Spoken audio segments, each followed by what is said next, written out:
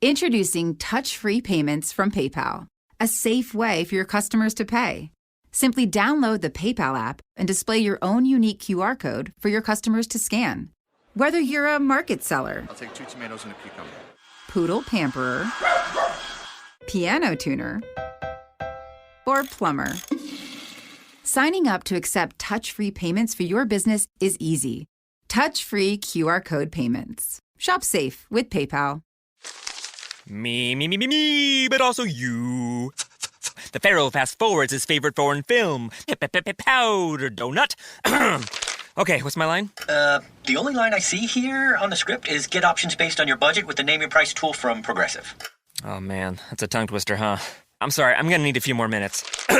Bulbous Walrus, the Bulbous Walrus. The Name Your Price tool, only from Progressive. The owl ran afoul of the comatose coxswain. Progressive Casualty Insurance Company and affiliates. Price and coverage match limited by state law. Welcome, readers. Today on Book Chat, we are doing a super fun episode today. We are celebrating 4 years of doing this fantasy read-along. Of course, you don't want to miss the giveaways that we talk about toward the end of this episode. Get excited, grab a drink, and join us for this celebration. Stay tuned. Today's episode is sponsored in part by audiobooks.com. Audiobooks.com now has 175,000 titles and 1.2 million podcasts. New customers get 3 free audiobooks comprised of 1 premium credit and 2 VIP titles. Use our promo code SHELFADDICTION, spelled as one word, when you sign up at audiobooks.com. Again, our promo code is SHELFADDICTION.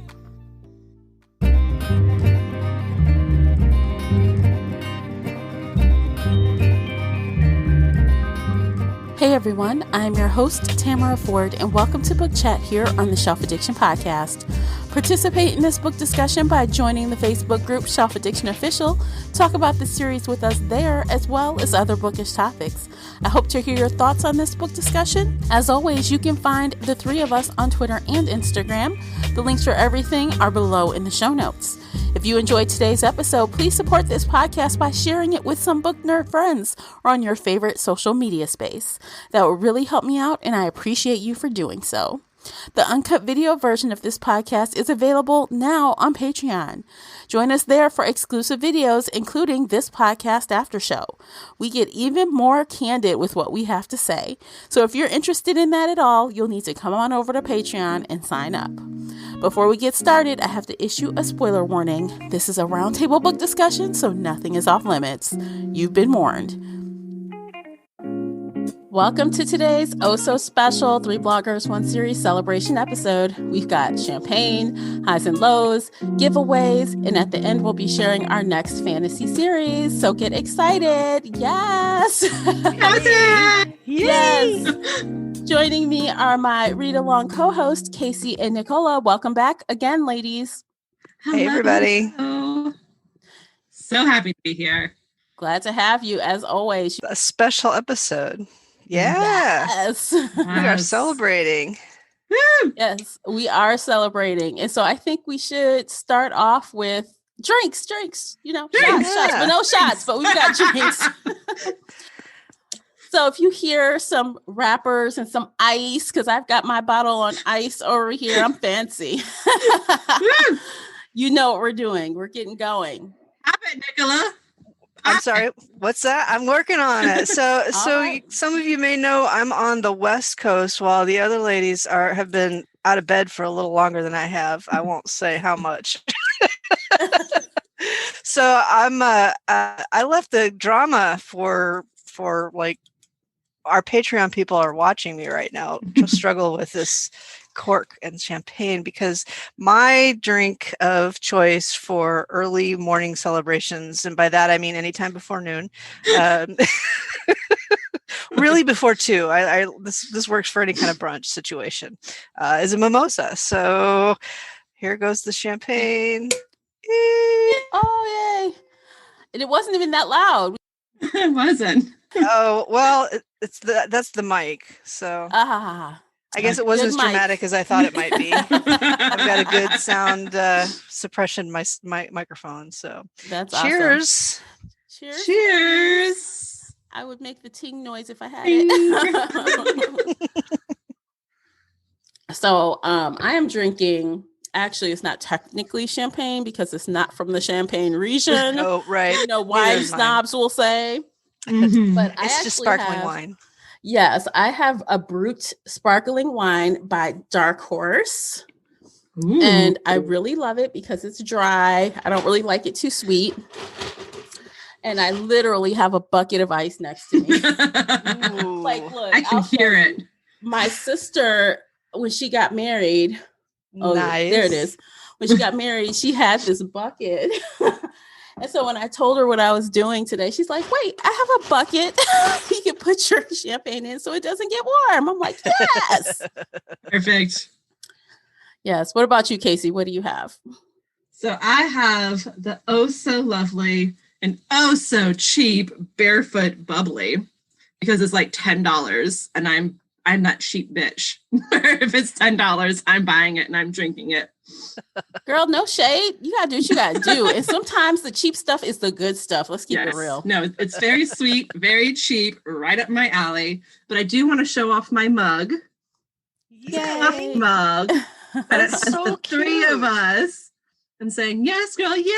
Yes. I am so much cuter on that mug than I am in real life.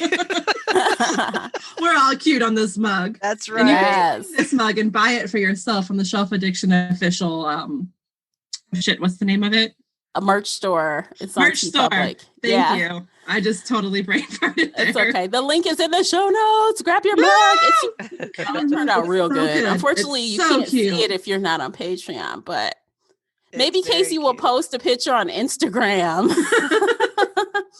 I think I will. I think I will post on Okay. Instagram. Yes. I'm Okay, drinking so- champagne out of a coffee mug. I know that's high class. That's what I'm talking about. I also have coffee because I don't know how much of the champagne I can drink. You had a good balance of orange juice in there, so it shouldn't be too rough, Yeah. hopefully. Well, I didn't bring. Yeah, I don't have the orange juice here. So as the level goes down, the wine it'll get topped off. Yes. I see you said the blind man.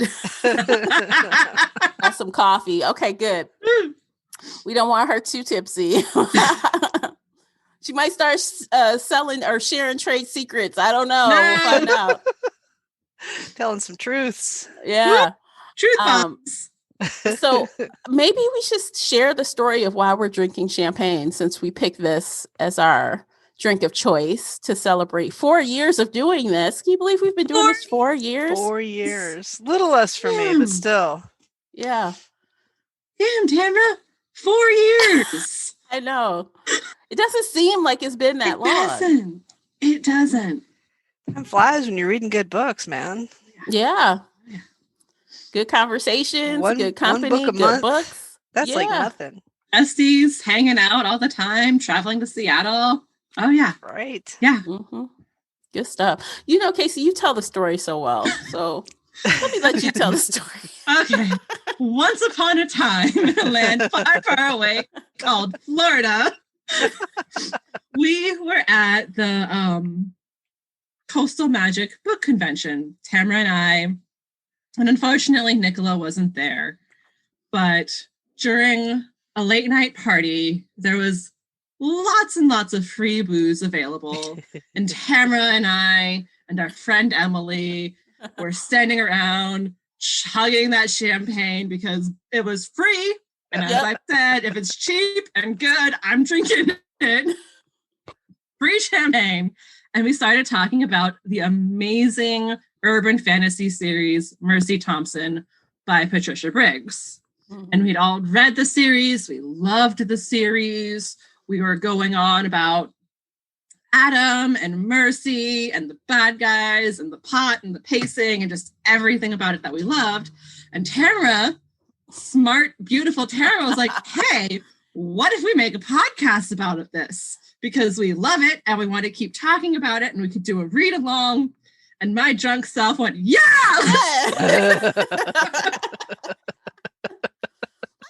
And thus, 3 Bloggers, 1 Series was born.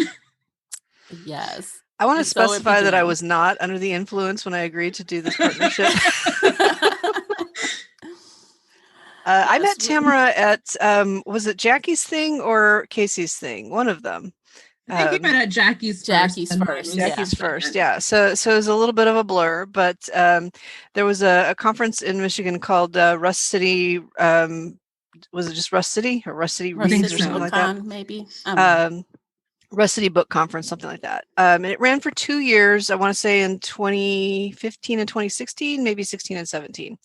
And then Casey had one that went in 2015 and 2017. and 2017. That sounds right. Mhm. So, so the three of us were involved in both of those, along with Jackie from Literary Escapism, and we just all hit it off, and couldn't wait to.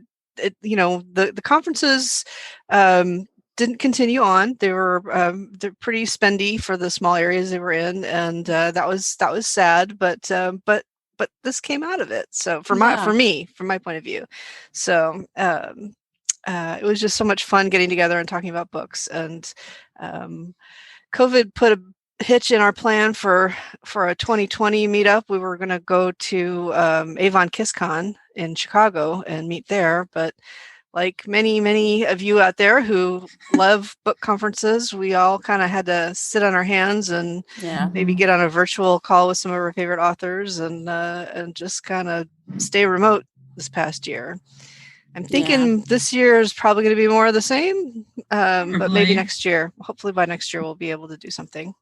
Yeah, cross our fingers for next year. Because I mean, even if we don't do a book con per se, we have our own plans to get together anyway. So that's right. Yes. So so here we are. That is how we came together. And I'm so thankful for you two. And it's been a joy. And so thankful for you, Tamara. A few more years of doing this. Until hopefully we'll never get tired. If we do, I don't know. Let's just hope not. So many books. I mean, at one book a month, we could go for a real long time. Yeah. We could go forever. As long as there's podcasts, we can still, we'll have something to read. We'll go with technology. If something changes, we'll change with it. We'll adjust, but podcasts aren't going anywhere, you guys. I read somewhere that there have been millions of new podcasts added in 2020. So people are at home. They're like, I don't know what to do. Let's start a podcast. So there are tons and tons of podcasts out there, and it's not showing any signs of stopping. So, hey. One thing I want to say about podcasting, for those of you who have never been on this side of the mic, Tamara does an amazing job of post-production with our discussions. She goes through and she takes out a lot of the hesitations, the long pauses. She makes sure the audio isn't scratchy and weird. I've listened to a few podcasts where that doesn't happen, and it really makes a huge difference. So if you're enjoying this podcast and you're wondering, why do they sound so much better than podcast X, Y, or Z? That's all our girl, Tamara. Thank you. Yes. It's a lot of work. Yeah, it is. But I enjoy it. Thank you, guys. I appreciate that. So let's just jump on in, because we got tons of books to talk about. I guess we should start with the highs, right? Let's start on a good note. Since we've read so many series over the last 4 years, we thought it would be fun to kind of just talk about our most favorite of, those series. And we each have a favorite, or a most enjoyed, I guess. It may not be favorite, but you know what I'm saying. And we'll share it with you. Yeah, favorite. Okay, who wants to go first? Eeny, meeny, miny, mo. I'll go first. I look back. I have a spreadsheet. So I went back to make sure that I wasn't leaving anything out. And it's a hard choice. We have read some really good authors. I'm going to pick The Arcana Chronicles by Cressley Cole. This is a YA fantasy. It's unfinished, which is still driving me a little bit crazy. I think the author has run into some health issues. A couple of her titles have been pushed back quite a bit. We read this in, I think, 2018. It's been a while ago, and It's been a minute. when we read it, the last book was scheduled to come out like in plenty of time for it to work with our schedule, and it's still not out. So so that's been disappointing because there's a lot of loose ends that need to be wrapped up, and it really could make or break the series. But for our reading that we did, I really enjoyed that one.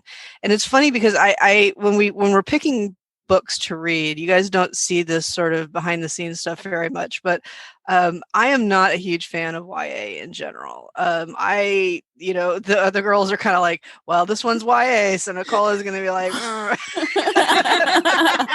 so they very kindly try to rotate the YA a little bit and give me a break from it once in a while. But this is a YA series that I picked, but I was very familiar with the author from her Immortals After Dark series, and I really love Cressley Cole's voice and her action. And yeah, the stuff that makes it a YA book, the sort of high levels of angst and the love triangle that's going on in that series are very classic YA, but it's just so well done that I don't mind it so much. So I love the world building. I love the setup. I love the it's just so unique, the premise about the apocalypse that they go through, and I'm still just on the edge of my seat wondering how it's all going to get resolved in the end. So I just cannot figure out how she's going to do it. So I hope we get the last book. Yeah, and I me too. hope that it wraps everything up nice and clean. But that's been my favorite.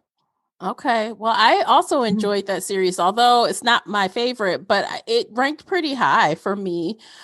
Even though during the discussion, I did kind of harp a little bit on the triangle and a couple other things. But when it came down to it, I did enjoy it. And I keep looking for the finale. I'm like, I want to know how it ends. I mean, that's like so important. I mean, that shows you how vested I am, that I actually want the end. If I was like, whatever, like that would be bad. But I want to know, who is it? Who does she pick? Who does she end up with? What happens? I'm team try or bust. Oh my God, girl. Both of them. She needs to be. I love this series too. I absolutely love it. And yes, I did harp on Evie sometimes being a little silly. And some of the plot line world building stuff, I can poke holes into it. But hands down, I love this series. It's great. And yes, I'm team triad or bust. And I want this ending. And I want there to be a triad, or I will be so mad. I will be mad. I don't know if they do that. Mad. I don't think you guys understand. I will be mad if it's not a triad. But honestly, I have my own theories of how the author will let Evie off the hook. And I think one of them will die, and then she'll end up with the other. So and then she won't really have to make a choice, that pisses me off so much. Yeah. I hate that trope with a burning passion. Make a choice. Yeah. Like, that's such a fucking cop-out. Don't kill one of the people off just to close the triad. Like, that's okay. Yeah. I digress. I'm sorry. I hate that. Hey, I would bet $1 that's what's going to happen. It's definitely what's going to happen, but let me have my triad dreams, please.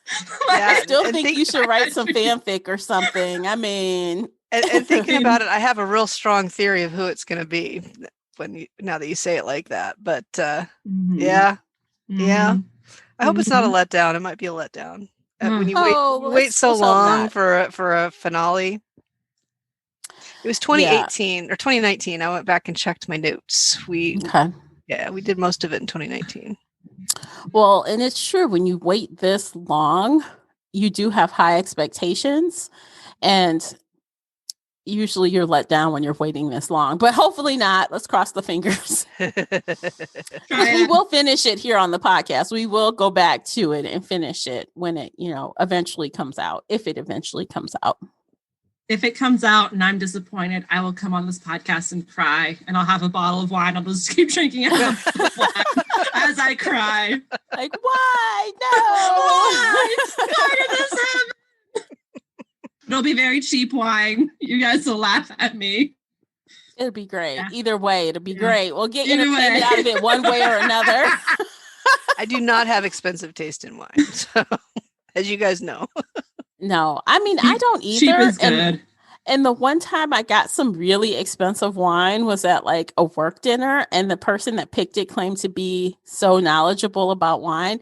That was the nastiest wine I ever drank in my life. And that's all I'm going to say. It was gross, and it was very expensive, but it was nasty. So I am not poo-pooing on cheap wine, okay? I haven't been to one of these parties, but I've heard about them where half the guests bring really expensive wine and half the guests brings like stupid cheap wine, like a $5 bottle of wine, and the other people bring like $100 bottles of wine, and you hide the labels, and then everybody drinks every wine and they say which one they like the best. 9 times out of 10, they like the cheaper wine better. Mm-hmm. So yeah, that doesn't surprise cheap wine me. is good. Yeah, for sure. Gets the job done. Yeah, and plus it's more about pay. Okay, look, we'll have another after. You might have to after another time have a wine conversation because we're gonna get off topic. Okay. Okay, Sorry. Casey, why don't you go next? I'll go last. Okay. So my favorite pick, because we couldn't pick Mercy because, she started this whole thing and we all love Mercy. My favorite series was the Night Huntress series by Janine Frost. That was one of the first vampire series I read back in the early 2000s, and rereading it for this podcast, it still held up a decade later. It was still phenomenal. The storytelling was still great. Kat was still such a kick-ass, awesome heroine. Bones was so respectful. And there was consent stuff that I love that was happening back then too. And oh my God, this series. I just want to keep gushing about this series. If you haven't read Janine Frost, read Janine Frost. She's amazing. Yeah, it's very good. And I love a strong heroine, and there's no scruples about it. Kat is definitely strong-willed, strong-minded, strong physically.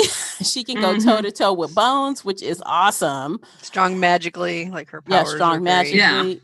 Yeah, it's great. And I just love it. Yeah, I don't really care for when the guy is just so much stronger than the woman. It's kind of like boo, but yeah, I feel the same. I love Nalini Singh's Side Changeling series, but I just could not get into her Angel series because of that, Tamara. The first few, people have told me that it equalizes in later books, but the first couple of books were just like the hero is this angel, and he's millennia old, and he's incredibly unfathomably powerful, and she's like this sort of newly hatched angel and other stuff, if I recall correctly. It's been a while, and just like he could smash her with a thought, and it just I didn't like it because of that, and yeah, anyway, I couldn't get into it because of that imbalance, and that's that series. Yeah. But it takes a while, which I appreciate because, she starts off as human, and obviously, she's just a 20-something-year-old human, so she's not going to be stronger than him. But the series progresses over several years, and you keep coming back to them as the main couple of the book. And so you see her growing and getting stronger, and you see him, lightening up and opening his heart and becoming softer. And it's a very slow burn in that sense. Like they're in love, but the slow burn is the power dynamics. And I personally really love that. Okay. Well, I don't know. I haven't read that one, but I don't like when it's so mismatched. And I can appreciate if it evens out at some point, but that power dynamic plays into other things for me. It's not just simply you're stronger than me. I feel like that weighs in different ways too, but maybe they balance, maybe they're great later. I don't know because I haven't read it, but in general, I like just strong women off GQ. I'd rather have a stronger woman than a weaker man. I mean, power wise, but a strong personality to keep up. You know what I'm saying? Oh, hell yeah. I wouldn't mind that. Long as he's not like a beta in attitude, he can be an alpha at heart, even though he's not as magically or physically strong. I don't mind that at all. Alpha in the sheets, beta in the streets. Oh yeah. Yes. Yes. So yeah, Cat and Bones is a solid, very solid, reliable series. And if you haven't read that it, series, do read it. Mm-hmm. It's so good. And all the spin-off series, they're all really good too. I love all of them. I love all the short stories. Like, it's just such a massive world. Mm-hmm. And I want to keep coming back to it. And later in 2021, Janine Frost is releasing a new Cat and Bones story. And I'm so excited for this. It's brand new stuff between them. And I'm just like, yes, give it to me. Give it to me right now. Yeah, there was a great interview with her about that, how she said it was closed. And she's like, yeah, but that was then. And, things changed. So I really like the way she handled it. I'm really curious to see who else is in the story with them. Like, how long it's been. Is it a time jump? What's happening? I want to know all the things. Tell me now. Yes, tell me everything. Yeah, I'm excited for it too. Yes. Hopefully I can read it separately and I don't have to buy the anthology necessarily to read it. Hopefully I can find it somewhere on its own. I don't know. She may do it later, but I think it's all one anthology at first. It might be worth it. I don't know. Cat and Bones are always worth it. Yeah. So, I mean, talking about strong power couple, my favorite series has another strong, powerful couple, and that's the Hidden Legacy trilogy by Ilona Andrews. And this was my first time reading this author. I hadn't read anything else, any other series by them. Yeah, and I really like Nevada. She's the She is the best. She is the bomb.com. And Rogan's kind of hot too. Although the first book I was like, what's this problem? He tried to kidnap her. Oh my God. But he grew a little bit of Stockholm quickly. In the beginning of that trilogy. Yeah. But he grew really quickly and I grew to like him as well. And I like them together. In fairness, she it was not Stockholm, right? She never let him forget that. She brings it up every now and then just to dig it. Like, well, you chained me to your basement floor. I mean, there's that, yes. And I don't blame her. Don't ever forget it. Don't ever forget what he's capable of, kind of thing. Yeah. And I think that is why she does so well with him, because she knows how dangerous he is. And he does do anything to protect her and hers because they are now his, as far as family. But come on, don't ever turn your back. You never know. He's the kind of character that will think he's doing it to protect you for your own good. And then you'll be back there like, what the fuck? Did we just talk about this? Like, But what I love about a lot of Ilona Andrews' books is that in this one is a really good example of it. When you come into it, Rogan is at the peak of his power. He is possibly the most powerful man in the entire world magically. And, financially, he's got the financial means to back it all up. And Nevada is like, she's strong, but she doesn't know it. She is like a newborn, and he helps. What I love about those books is that he helps her realize her power. He helps her. He doesn't fight it. He's not jealous about it. He's not a jerk about it. He doesn't have a moment's hesitation to make her stronger and to give her the tools she needs to become as strong as she possibly can.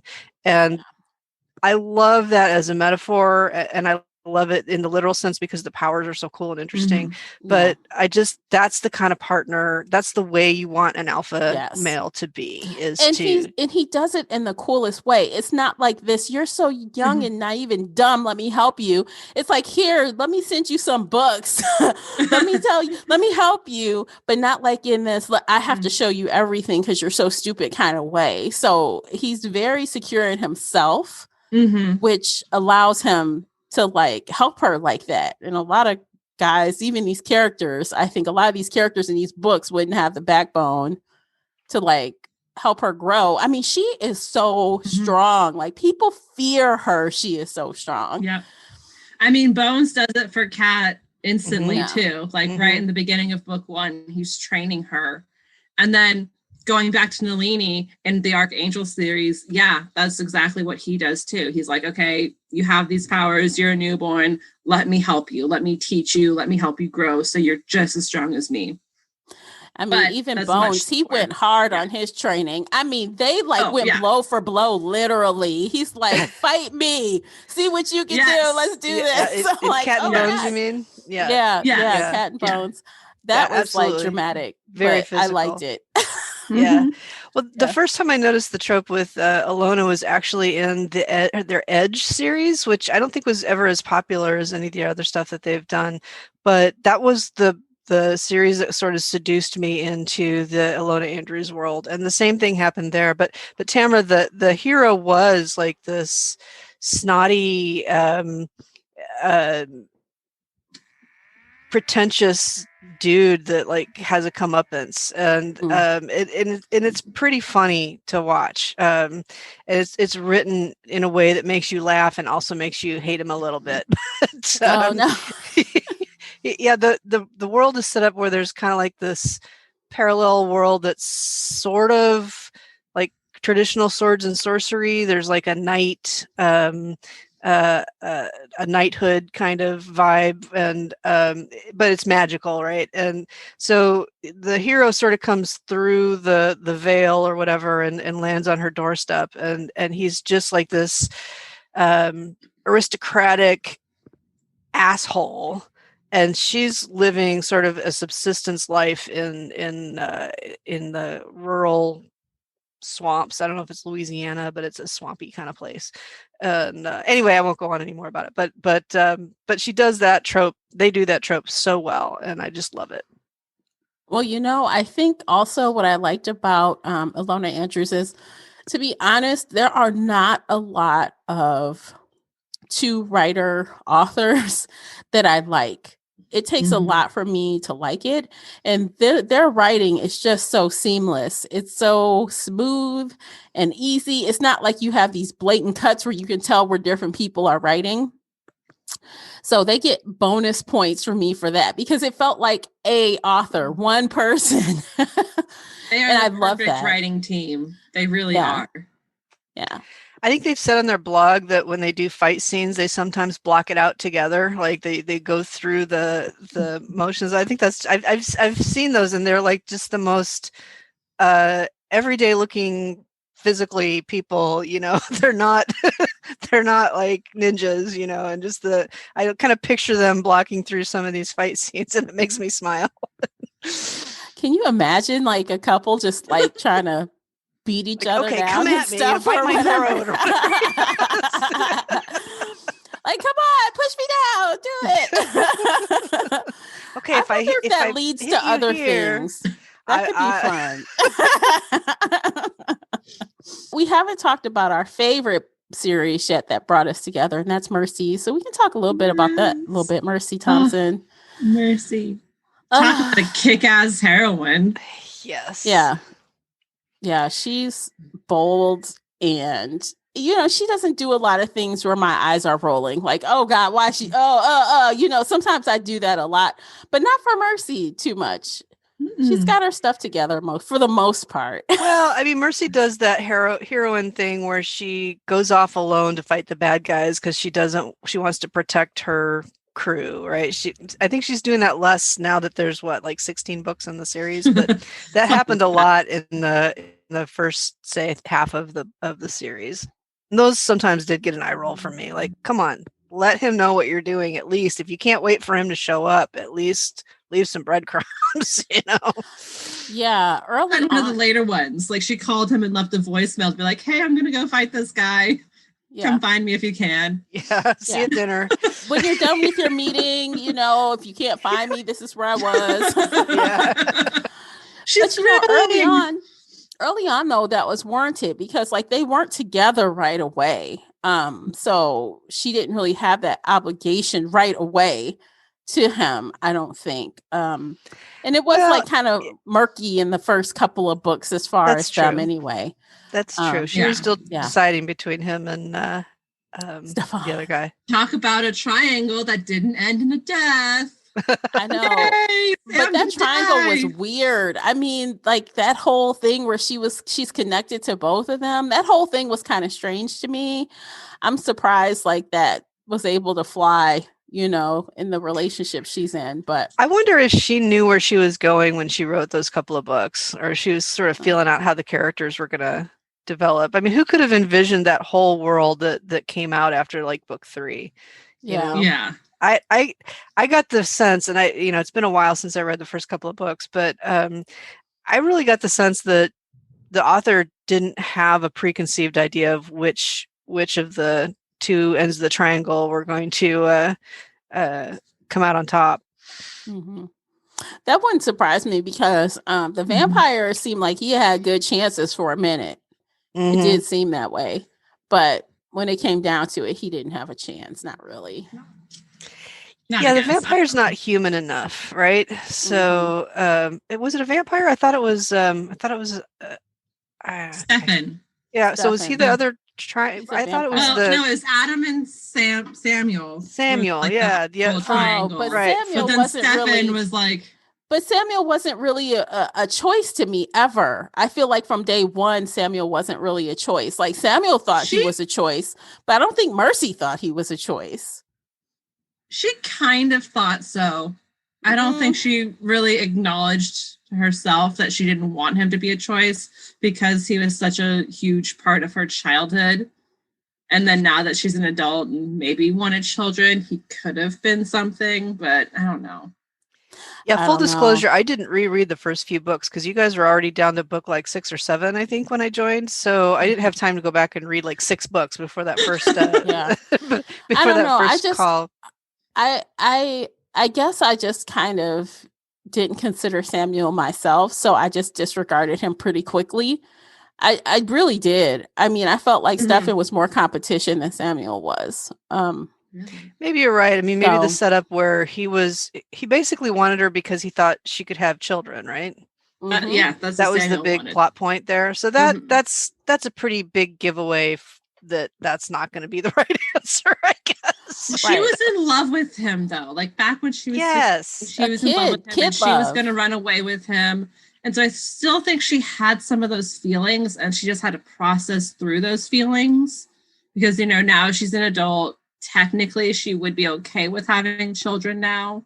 And he's back and those emotions are there. And she just wants to see. Well, don't get me going on Samuel.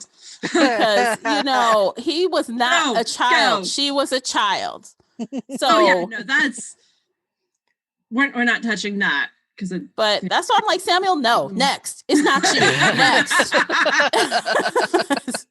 Well, that is kind of a weird thing that you have to deal with, or that you frequently see come up with really long-lived or immortal characters, right? It's like there is a point where they're an adult and the love interest is a child and they're watching them grow up and like how do you make that not gross? And we talked about that for the Deborah Harkness series with Gallowglass, right? Yeah. And I don't know if you can make it not gross unless it's 100% platonic until the human person is completely of age. I just don't believe 500-year-old person, 300-year-old person, 100-year-old person should be eyeball a 16-year-old or 15-year-old. I just don't think that it can jive with me at all.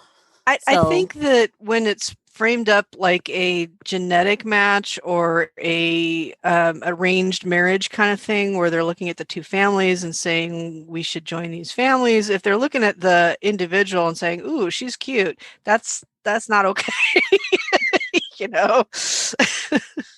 Yeah. But it doesn't bother me as much if it's dispassionate, right? If it's about the it looks good on paper kind of arrangement. Yeah. But that's the whole thing in those situations. I think they're still like this is you're destined to do this. But guess what? You don't have to worry about it till you turn 18 or 19 or whatever the stipulation is. They're not going off and marrying off. Well, they shouldn't be marrying off 15-year-olds. They shouldn't, but well, in my opinion, that's my little 2 cents. But I don't know, but that's kind of why I just X Samuel out. I mean, to me, he was never. I just never saw him in Mercy ever. I just never saw him as competition, even though she had said feelings according to the writing. I don't care. Mhm. I know what's best, and so does the author because she went my way. Yes. I mean, I was Team Adam from the moment he walked onto the page. Don't get me wrong. I love Adam. Always Team Adam. But I could kind of see those an emotional growth that Mercy needed to go through. But yeah, when you frame it like here's a 1,000-year-old man looking at a 16-year-old girl, it's like, yes, let's have sex. And I'm just like, no. But if you remember, that's why Bran stopped that too. He put a stop to that. He was like, no. No, we're done. We're done. Yeah. And I think Adam and Mercy are great together, but he also does a little bit of what she does. So you know how Mercy goes off and tries to be the problem solver? He wants to solve things and not tell her about it. That's absolutely. Well, he's the pack alpha, right? He's used to doing that. Yes, but he doesn't need to do that anymore. And actually, if we remember later books, he's very sick because of that. Because he chose to not say anything, I'll handle it. He turned into a fucking monster, basically. I mean, what? But, you know, I won't get too far into it because that's like spoilers and like we'll have to go down a whole trail of things that led up to that. But, you know, you try to do stuff on your own, control stuff on your own, not saying things. No good can come of that. Have we not learned? All of you, both of you.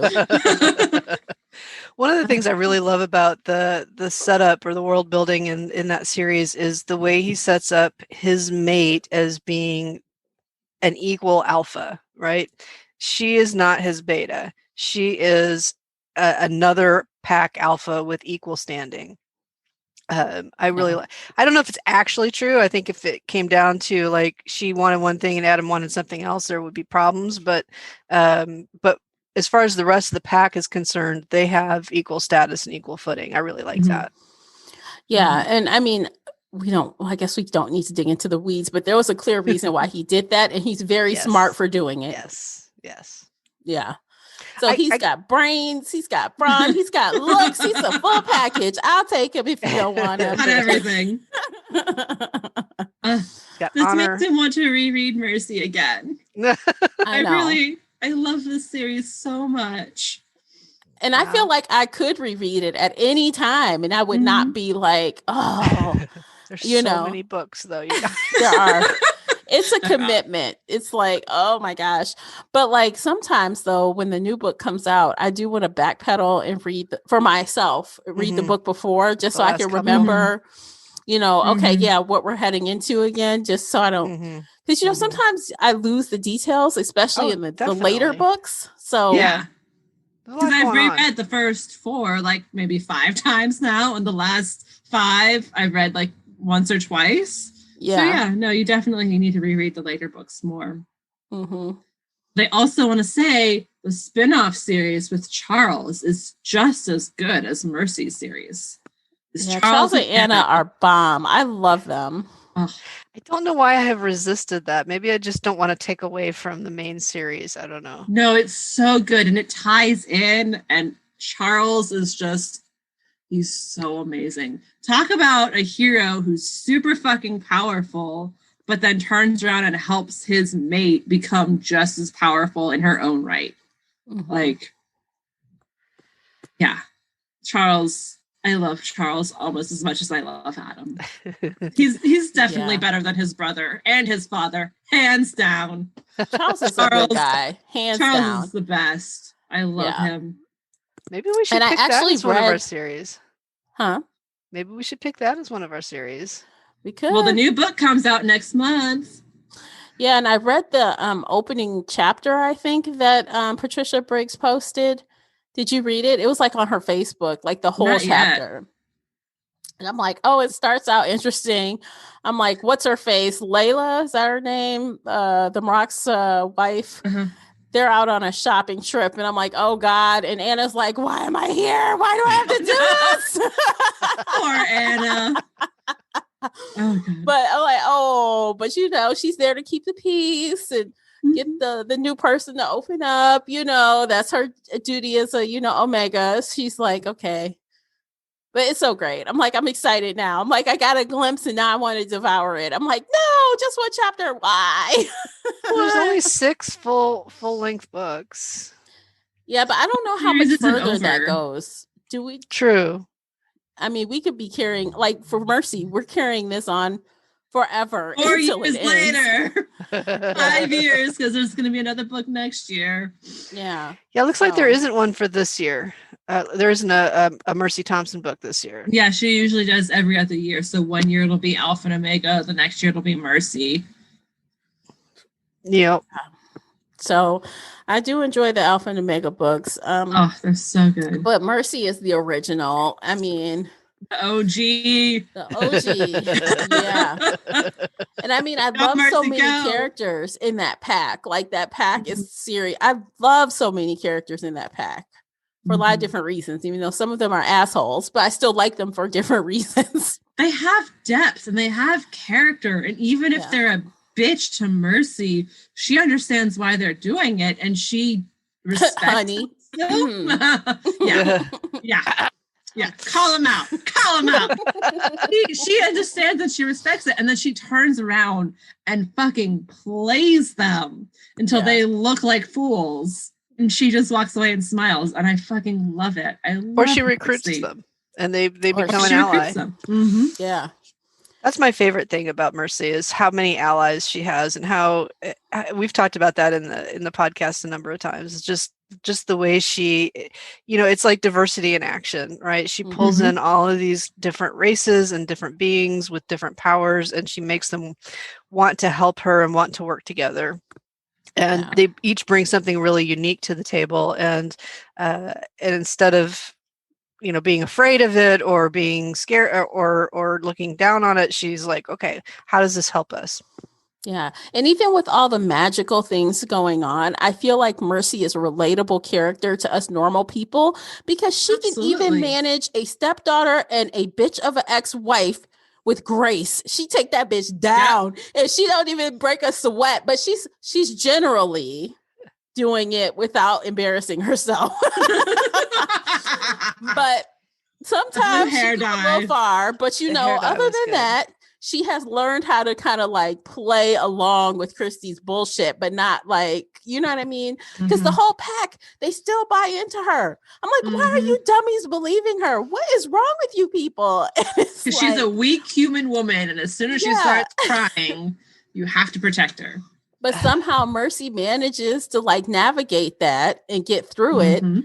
And I'm like, oh, that's relatable, man. I mean, my husband Sure. doesn't have an ex-wife, but I can imagine Yeah. what it would be like. 'Cause I'd be like, man, you're good. I would have did XYZ to Christy. She'd never show her face again. But Mercy is better than I. Yes, better than all of us. But she still has those thoughts. She's not a Mary Sue. She's like, oh, No. ah. But she just comes up with, she saves face. I don't know. It is, that's possibly one of the most difficult things she has to navigate because she doesn't have the pack at her back on that one, right? And she doesn't So- have Adam either. Adam Yeah. falls those crocodile tears so easily. And they have a child together, so they Yeah. can't just like cut this person out of their life. Mhm. I don't know. I feel like that's a whole nother conversation. But I mean, Jessie is older. She about to be in college. At what point you don't really need to deal with the ex-wife anymore? Your daughter, So- you deal with her directly. Soon, know? once the kids are in Soon. college, Yeah. well, I guess and I'm leveraging a friend of mine's situation who's married to a person with a very acrimonious ex, and it's hard, man. Just in the mortal world, right? It's constant money drain. It's constant lawyers. It's constant playing the kids against each other, and like granted, I only see one side of it, but the stuff that this woman has done has been pretty harsh and has made the quality of life for my friend, it made a significant negative impact on their life for the last 15 years. Yikes. So, but once the kids are in college, it's like, okay, now I have to deal with this kid who's been spoiled and raised in a way that I don't approve of, and raised in ways that I would not have done, and is now like, thinks poorly of us, thinks that, there's all these things going on with the kid that you can try to counteract, or you can just try to be like, kind of back off. And it's interesting because, the parents' influence is still there, but now you're just dealing with the kid. And in the case of this book, Jessie's got a pretty good head on her shoulders. So there's not sort of that element that they're dealing with. But yeah, I mean, Christy is just so entitled. She'll be back. Oh, she's always coming back. Unless she dies, she'll always be back. I mean, it was never really about Jessie. Will appear. Yeah, I mean, I brought Jessie up, but it's never really been about Jessie, has it? It's always been about her and Adam and needing Adam's protection. Yikes. Ooh, okay, y'all know we love this book. You got to check it out. If you have not, you definitely should. Like yesterday. Yes. Okay, I think actually this is a great time to take a quick break. Check out the sponsors. When you support them, you support us. So definitely click those links. Get one of those mugs. I'm going to get one of those mugs. Yes, get a mug. And when we come back, we'll do our lows. We'll talk about the giveaway, and then we'll share our next series. Stay with us. Today's episode is brought to you by the Shelf Addiction merch store. Check out all the bookish t-shirts, notebooks, mugs, and more. Don't miss out on these original designs, perfect for any book nerd. Support the podcast and visit shelfaddiction.com/merch and pick up your next favorite bookish item. Me, but also you. The Pharaoh fast forwards his favorite foreign film, Powder Donut. Okay, what's my line? The only line I see here on the script is get options based on your budget with the Name Your Price tool from Progressive. Oh man, that's a tongue twister, huh? I'm sorry, I'm gonna need a few more minutes. Bulbous Walrus, the Bulbous Walrus. The Name Your Price tool, only from Progressive. The owl ran afoul of the comatose coxswain. Progressive Casualty Insurance Company and affiliates. Price and coverage match limited by state law. At Dumb Cats created this unsolicited jingle for Popeyes, and it got us dancing. Chicken sandwiches, chicken sandwiches, chicken sandwiches. I want my chicken sandwiches. I went to Popeyes cause I needed chicken sandwiches. I read on Twitter that it has lots of advantages.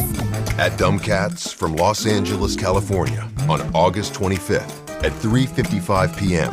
Love that chicken from Popeyes. Love that chicken from Popeyes. Welcome back, guys. We will continue on, and we will start off with our lows of the last 4 years. These are the ones that we might not have enjoyed that much for whatever reason. There's been a few. There's been a couple. Yes, there has. So maybe we'll work in reverse this time. I'll go first. Mine's was the Realm Enforcers series by Rebecca Zanetti. Unfortunately, this just did not hit it with me in any kind of way. And I think I was real generous with some of the 3 stars that I gave. I was real generous because it was just not the business on so many levels. The odd sex places, the hurry, run from danger. Wait, let's have sex against the wall. Yeah. Okay, run. I just can't. I cannot. I just can't. The hero comparing his lover to a horse. Yeah. Ew. Oh, no. I can't. There was one book that didn't have an ending to it at all. There were so many plot holes, so many inconsistencies.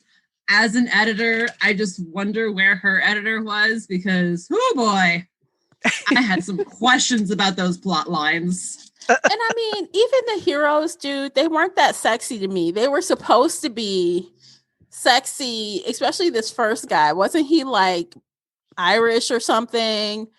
Like from Dublin. And I'm like, I don't care anything about it. I don't care. The brogue doesn't do anything for you. Not in this case.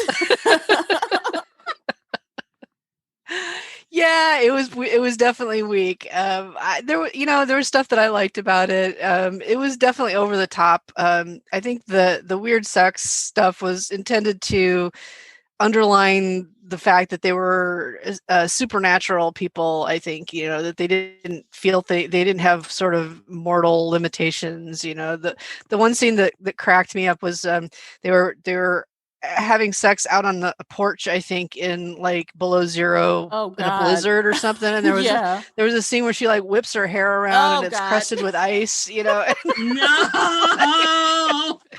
I will never forget that. And I, it's over the top for sure. I didn't hate it as much as you guys did. I do like paranormal romance. And I love think paranormal romance. I just hate this. I know there's a tradition of over the top crazy sex, and Janine Frost does over the top crazy sex, and she does it well. They have sex while they're flying in the air, and I buy that a lot better than anything in this Forza series. All right, I'm not gonna try to defend it anymore. It's crazy. It's crazy shit. Yeah, crazy shit. In the right mood, it can be fun. I guess. I don't know. I mean, you guys have to, maybe you should read it for yourself and go back and listen to these podcasts. Book. Read one book. Read one book. Go back and listen to that one podcast and listen to me and Casey drag that fucking book for 45 minutes. And that's kind of fun too, right? Sometimes. Yeah. But we were very nice about it. We tried to be, but I'm just saying. You guys should see Casey's face right now. Too much alcohol, not enough food. Join the Patreon so you can watch the video because it's worth it. It's worth it. Yes, it is. But yeah, that was my worst, y'all. Yeah, that's it. That's all I got to say. I do not recommend. Do not recommend. Okay. If you're in the mood for a hate read, though. Yeah. Yes, a good hate read. It would be a good hate read. Yeah, it would. Actually, that would make a great reading vlog if you do vlogs and you like to do reading vlogs, because every time you come across something crazy, you can record yourself in that reaction to that whatever crazy moment that is. You would have lots of class A material. Live tweet. And then tell us. Tag us in that and show us, and we will validate you in your reaction. Yes, we will. Yes, we will. 100%. Yes, absolutely. Okay, Casey, what about you? What was your do not recommend? So my least favorite series is a highly, highly acclaimed series that just about everybody I've ever talked to has loved. And it is the Grisha series by Leah Vardo. I fucking hated this series. I am sorry. The reason I picked this as my least favorite is because as a podcast, we created Casey's favorite plot hole because of this series. Yeah. That segment came into existence because there are so many plot holes that I had to pick a favorite one to just bitch about for 5-10 minutes. Like, there's so many goddamn plot holes.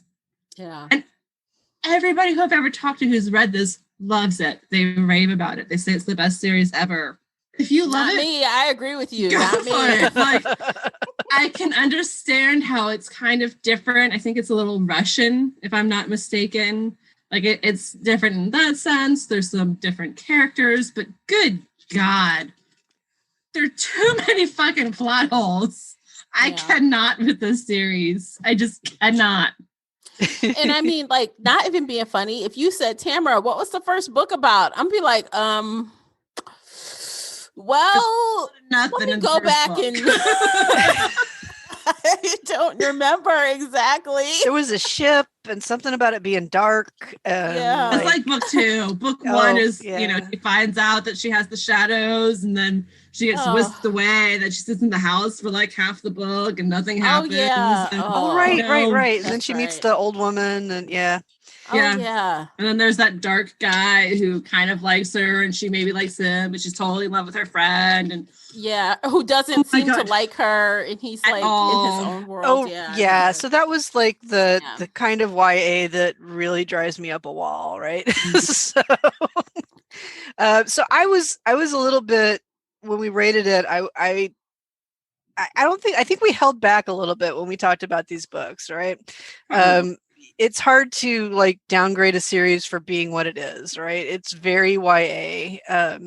It's got that triangle, it's got the angst, it's got the teenagers being stupid with each other, learning that you're not nothing, you're actually super powerful, and then trying to figure out how that power works, and then you spend 3 books.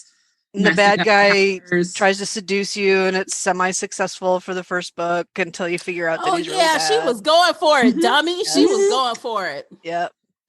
She was. So yeah. I was not a fan, but I didn't want to downgrade it for being what it was, right? Because I don't love YA, so I didn't want to bash it for being YA. Now, being YA with tons of plot holes and inconsistent characters is a different thing, but I held back a little bit, I think. Yeah, I think at least with Kresley Cole, yes, she had world-building plot holes that I could just, poke a hole through and the whole thing would tear like tissue paper. But I loved the rest of the book. I could, turn a blind eye to all of her crap.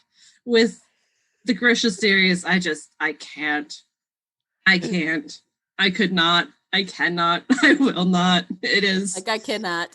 I cannot. Well, it was only 3 books, and there was kind of a epilogue type spin-off thing that I guess they're making a movie out of. Did any of us read that Six of Crows?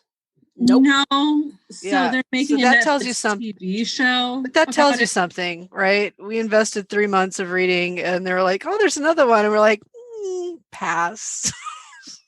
She wrote a book about that King character, and he was one of my favorite characters, even though he's like whole character was this big, and I'm holding my thumb up like. Yes. Anyway, he was basically non-existent, and I thought about reading that book, but I have not read that book, and I don't know if I ever will read that book. Yeah, I remember it was a gold cover with like I think it was called The King or something. Yeah, or Scar. Yeah, something. Something with scars because he got mauled in the middle of the book, and I kind of felt bad. Like he was my favorite character, but he was so tiny and insignificant to everything else. Oh my God, I don't remember any of those characters' names. I don't remember. He was like a happy-go-lucky. He was like a happy-go-lucky character that was hiding his political ambition. I can't remember if he was very powerful magically, but he was hiding his political aspirations by being kind of the doofy, optimistic guy. But he was an ally to our legitimately optimistic. Huh? Wasn't he like a prince who was legitimately optimistic and then had his whole world shattered? Yeah. Something like that. Yeah, but I think that's correct. But he also, I think he was acting, maybe I'm remembering wrong, but I think he was acting a little bit more clueless than he really was to keep his father from, I don't know, putting him in a penalty, but to keep his father from sidelining him in the, I don't know. Yeah. So many people love and rave about this book, and they tell me it's their favorite series ever, and I just smile and say, good for you. Why? No. Let's talk about something else. Yeah, I don't understand it, but not every book is for everybody. That's right. That's right. I'm not going to trash your yum. If you love it, love it. I'm just going to go read something else. Yep. When it started out, I did like the Russian setting or the pseudo Russian setting. I think that gave it a little bit of a fresh start for a lot of people. It had that medieval vibe, but it was still a little different from what you were used to. And so I think that attracted a lot of people. It was just kind of the setting was a little bit outside of the ordinary, and yet still not terribly global, I guess is what I'm looking for. It's still European, it's just with more furs, Yeah. Something, yeah. But okay. Nicola, what was your do not recommend? Well, the Zanetti was right in the pocket there. You recommended that too. I know. I feel terrible. I keep defending it. That was my pick. Zanetti has written books that I like, but these were cumulatively not good. The one that I picked is The Others by Anne Bishop, which was also my recommendation. And I loved the first book. I really did. But I was so disappointed with how the series progressed. It just went from this so much potential, such an interesting premise, to like this really wimpy, meh land where nobody did anything, and there was a lot and of nothing changed. Well, there's a lot of connective tissue to the book that just didn't hold up, you know, things that were, it's a book that relied a lot on logistics, right? Which is a boring thing, but it's like, how do you get goods from one end of the country to the other under this particular kind of technological premise? And it just failed so hard on that. Every chapter had something new and felt stupid to me about the trains were run, but then the trains wouldn't run, and cell phones would work, but then they didn't work. And email, you had email, but you didn't have computers. And it was just like, it was weird. It just felt really like you started off with this. And if you start off with a shitty, weak book and the rest of the books are shitty and weak, that's okay, that's your problem for reading the rest of them. But when you start off with like something awesome seeming, and then it just goes into total limp territory, it was very disappointing for me. I mean, honestly, that generic statement, like in like a lion out like a lamb type of thing, it totally applies. Yeah. Yeah. I don't know if she got herself into a world that she didn't know how to keep up with, or if she had something else going on and just didn't and was just phoning it in for the last 4 books. I don't know what happened, but yeah, the ending was super disappointing, and the books just went straight downhill. Started off strong, and every book was worse than the last book. Don't even get me started about that fucking kiss at the end. Like, that was the fucking I want to just strangle somebody. Like, really? We went from hand holding to nothing for $3. I mean, that goddamn kiss. Oh, I'm still pissed about that. But yeah, no, I was in the same boat. Book 1 was a 5-star for me, and then it just progressively went down a star each book until it was 1 star, because I hated it so much at that point. Yeah, and some series will have a weak book or 2 in the middle, and so I still was holding out hope there for a while, but like it was terrible. Like, the ending just was, I was so mad that I had invested that many hours in the series. Oh my God.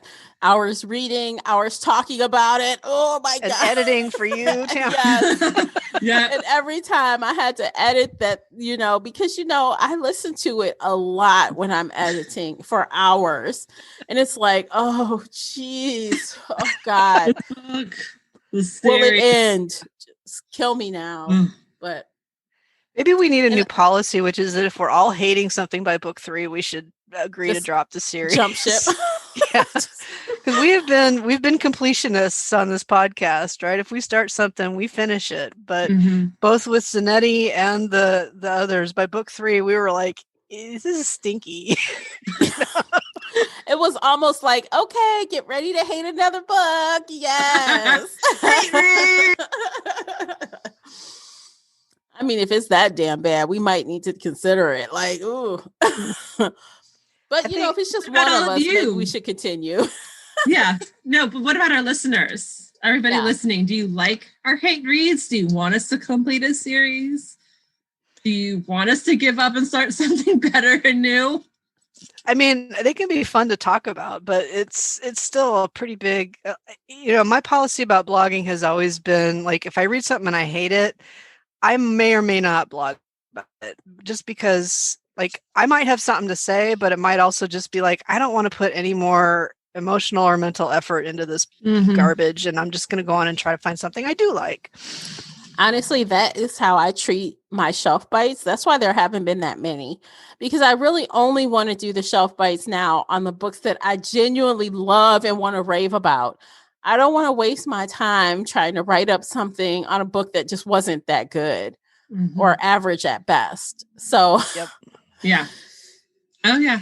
And that's why I always cringe a little bit when people say, well, if a reviewer only has high ratings, then I don't believe anything they say. I'm like, well, I don't rate everything that I read, and I leave off the stuff that I really dislike for the most part. I mean, sometimes I hate it enough to get on and rant about it, but I don't review everything I read, and I would rather talk about something I love than talk about something that was weak or even something that was just because what do you say about a book that was just okay? Like, well, you know what? To that note, though, I do rate books that I don't necessarily like or that were just okay on Goodreads, and I will put one or two sentences. I'm not writing a full-on review, but I'll write one or two sentences as to why it was meh or no. Just so like not only so I can remember, but so that people that follow me, they know at least the reason why. I'm not going to spend 20 minutes writing a review, but I'll write a couple sentences. I need to start doing that. But when you talk about how much work it is to edit a podcast, back when I was blogging regularly, I put 3 to 5 hours into every blog post that I wrote. And especially when it's a bad one, I felt this like really weird pressure to justify it and to make sure that I wasn't being like mean or anything, and just to give kind of legitimate reasons on why I rated it poorly. So I felt a lot of pressure to be fair, and because if you're going to rave about something, you can just rave about it, right? But if you're going to drag something, then it feels like you need. To me, I always felt like I needed to say, well, it's because plot and because holes and because characters did things I didn't this and this, which I find unacceptable, or whatever. But it's a lot of work. It was a lot of work for me to write a negative review. So a lot of, if you just go by my blog, it's mostly sunshine. Which I get, because like how you already explained, you put a lot of work into it either way. Me, not so much. I'm like, I didn't like the shit. Here's why, period. Move on. I never developed those chops, and it's probably why my blog has been pretty much dead for the last 2 or 3 years.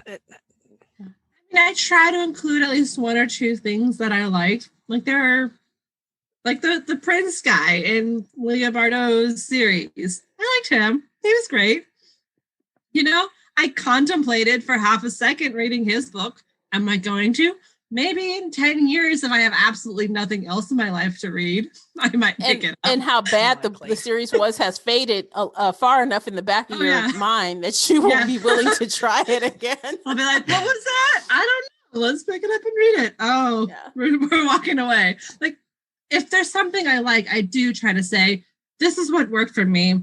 This is what didn't work for me. And this is why I hate it. Yep. But that's why sometimes just rating with stars is fine too. I mean, you don't have to write a review on everything. And I do stand by, not everything is it for everybody. And I feel like the general public should understand that. Authors and publishers should understand that. And I don't have to explain myself to you and justify why I gave it a 2-star or a 1-star. Yep. Should be fucking happy I rated it at all. And that's just the truth of it. And I mean, not to be rude, but really, if I'm going to spend the time, even 5 minutes, you should be what's that? What is it? They always say like all publicity is good publicity. Yeah. Like, I don't know, man. I do feel like if you're going to review something, like leaving a star rating is not a review, right? A review discusses. No, it's not. It discusses why. And it has some rationale behind it. No, but those, like I said, that is what I do feel like that is what Goodreads is for. Because if you look at the ratings, they'll have 150,000 ratings, for example, and maybe 200 reviews. It's not a 1-to-1. Right. So, and I feel like that is the place to do it. You don't have to. I would not do that on my blog. I think that's crazy. I would not. I just wouldn't add it on my blog. It won't appear. But if I want to remember it for whatever, I'll just throw a couple of sentences on, give you a slight explanation, rate it, and move on. So that's why it's a good idea. If you haven't followed me on Goodreads, you should. Because if you want to know, like seriously, not everything I read hits the blog or the podcast. I read a lot of stuff that doesn't appear here. And some of it's okay. And you'll find out that it's okay by seeing my different social media things. I mean, I just don't feel like I owe that level of work for everything that I read. And Oh, I'm I okay absolutely with sharing don't. it across the board. Yeah, I guess the difference is between your philosophy and mine is that I just typically don't do anything if it was meh, right? So if it's a 2 or a 1 or there was some really stupid shit happening, I might be motivated to talk about it. If it's a 4 or 5 and I want everybody I know to read it, then I might be motivated to talk about it.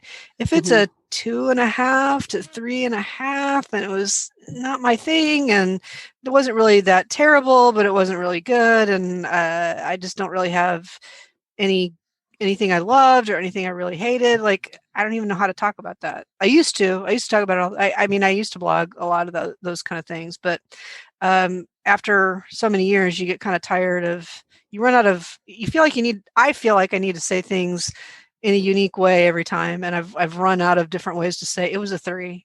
It was okay. Yeah. It was okay. I didn't hate it, didn't love it. Yeah, I get that. I get it. Even with authors I love, long running series, like sometimes I stop reviewing because I don't have anything fresh to say. Like I love Nalini Singh's Side Changelings. I read every single book. I love every single book pretty much for the same reasons. Like I love the characters. I love the family networks. I love the way she portrays the differences between the 3 races. But I don't know that I have anything fresh to say about it. Yeah, I mean, I get that too. I mean, that can happen with long running series. I mean, especially, but I can see myself writing a review of something like there was an about face 10 books in or something. And I'm like, what? What but like, I don't know how long it's been since I've reviewed a J.R. Ward book. On Goodreads, I just star them. I don't say anything because we're so far into the world. What's the point? What's the point? If you're reading it that far in, you clearly like it as some, unless something drastic happens, And if you're not, don't start here. Don't start here. Yeah. Don't start at 12. Don't start at 12. Yeah. So, we get it. We know what's up. Okay. So let's share about the giveaways. So we have fun giveaways for this celebration, guys. So because we love these 3 series so much, we shared earlier, you can enter to win a copy of the 3 series we talked about, which are Hidden Legacy series, Arcana series, and Night Huntress series. Night Huntress, Janine Frost. Yeah, so you can win the first book in those series, not the whole series, the first book. So if you're new to them and you want to dip your toe in and see if it's for you, this is the perfect time to enter because you can win up to 3 times, I think. Should we let them win more than once if one person is drawn? I don't know. We're giving away 1 book at a time, not a bundle. Yes? Right. Yeah, so it's one book at a time. Okay. So you can enter 3 giveaways, and they're on shelfaddiction.com. You'll find a blog post with 3 raffle copters, and you have to follow us, all 3 of us, to enter. You have to, and there's a bunch of additional optional things that you can do to earn more points, like join Shelf Addiction Official, or, share a review on Apple Podcast or whatever, so there are optional ways for you to earn more points. But the baseline is that you follow all 3 of us on our preferred method of being followed. And then you're in just like that. Awesome. Yeah. And you will be able to have your chance at winning one of these 3 awesome things. So enter right away. I think it's going to end on March 31st will be the end date. So yeah, however many Frost fans. Yeah. Yes. That's well, if you're not a fan, you should be, right? Yes. So, if you're not a fan, you should be. Yes. And I think the only stipulation we have, unfortunately, at this time, unless you choose an ebook, if you choose an ebook, an Amazon ebook, it can be anywhere in the world. But if you want like a paperback or something, it has to be in the continuous United States. It has to be in America where we can send it without paying a bunch of extra shipping fees. But other than that, if you pick an ebook, we can send it to Europe, Japan, wherever you want to read it, wherever. It's fine. Yes. Okay. Wherever Amazon ships. Wherever. Yes. Wherever where it doesn't cost us any extra money. And yeah, that's that. So that's fun. Okay. So if you have any questions on that, of course, feel free to reach out to me or Casey or Nicola and ask questions, but it should be self-explanatory. Again, it's on the blog. And last but not least, let's talk about what we're talking about next. What's next on our agenda?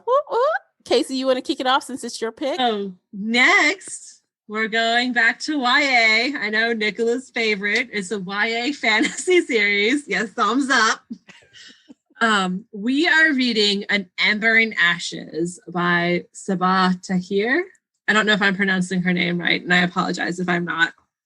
But I have had this book recommended to me many, many, many, many times over. I've never read anything she's written, so I'm going in completely blind. I want to throw that out there. I know it's my pick. If I hate it, I will tell you I hate it. But I'm going in completely blind here. I read the first chapter and I really liked it. So I hope that's indicative of a good series. It's 4 books long. It's YA. It's fantasy. It's kind of dark. It's kind of gritty. And I've heard nothing but amazing things about it. So fingers crossed, I love it. But if I don't, I will tell you. And we'll have more hate reads. Yes. One of Time Magazine's 100 best fantasy books of all time. Yeah, that's big accolades about it, man. That's pretty big deal. Mm-hmm. Yeah, and I read the sample already on Kindle, and I thought it was good. I thought it was a good start, so I'm excited. I'm like, yes, let's do it. Let's do it. Yeah, so I haven't done that yet, but I love a good fantasy, so let's do it. Yeah, so that starts March 1st. So again, join Shelf Addiction Official if you want to talk about it with us in the group at the end of March. So we'll be in our little private chat, members only. So at the end of March, you can get on a Facebook video chat with all 3 of us and talk about your favorite parts of the book, what you loved, what you hated. If it's been your favorite series for 10 years and you want to tell us why or ask us why we haven't read it before now. Dish on plot holes with Casey. Yes. Yeah. That's always a good thing. Chance. See if you can trip Casey with a plot hole. See, did you spot a plot hole that Casey missed? Stop Casey with plot holes. Let's do it. Yeah, let's do the thing. So join us over there on Shelf Addiction Official and be part of this good time. So I think we've reached the end. Oh my God. And I still have champagne left. What the heck? I know. See, this is much, I don't know if you can see it. This is much paler than it was when it started. I don't know if you guys. Yeah, it is a little pale. Yeah, I see. Oh, yeah. That's how I like it. I like it very pale. Yes. None at all. Yes, just a little whiff of orange juice. Mm-hmm. That's how I like my mimosas during brunch. Like just enough to color it. That's it. Just change the shade a little bit. That is all. I don't need all the sugar. I want, yeah, there we go. Yes. That's what I'm talking about. I don't need all that sugar. Just give me the alcohol with a little flavor. Anyway, so we've reached the end of today's episode. If you are still listening, we appreciate you for being here and spending your time with us today. We love you. And and get excited. Grab your books. Go to the bookstore. Order from Amazon. The library. Order from the library. I mean, at this point, it's going to be announced before you hear this in Shelf Addiction Official. So, it might be late to get it on ebook from the library because most of the time they have like 20 weeks wait time nowadays, on almost everything. Everything has a ridiculously long lead time, at least with my library anyway. But that's another reason you should join the group. You'll know before the podcast comes out. There you go. Yeah. Yep. There you go. Yeah. So that is it, you guys. Thank you for celebrating. Thank you for 4 glorious, amazing years. Yes. Here's to 4 more years. Yes. Cheers, ladies. Cheers. Yes. Okay, guys, and we'll catch you in the next episode. Until then, take care of yourselves. Bye, guys. Bye. Bye.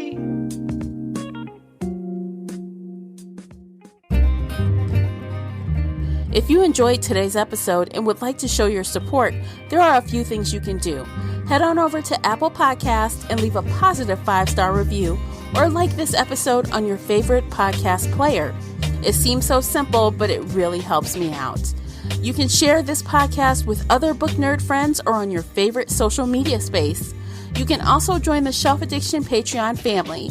For as little as $2 a month, you will help us produce even more awesome content for your ears.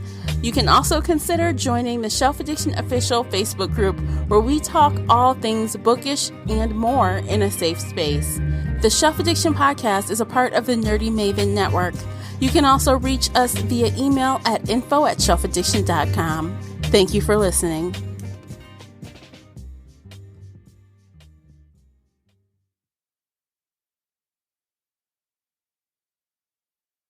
Do you have muscle pain from your cholesterol medicine or paying Livelo's price of $10 per day? With your doctor's prescription, you can get pitavastatin, a low-cost alternative to Livelo for just $1 per day, only at Marley Drug. Call Marley Drug to learn about getting pitavastatin delivered to your door for just $1 per day. Call 800-441-3610. That's 800-441-3610. Or go to marleydrug.com today. Me, but also you. The Pharaoh fast forwards his favorite foreign film, Powder Donut. Okay, what's my line? The only line I see here on the script is get options based on your budget with the name your price tool from Progressive. Oh man, that's a tongue twister, huh? I'm sorry, I'm gonna need a few more minutes. Bulbous Walrus, the Bulbous Walrus. The Name Your Price tool, only from Progressive. The owl ran afoul of the comatose coxswain. Progressive Casualty Insurance Company and affiliates. Price and coverage match limited by state law.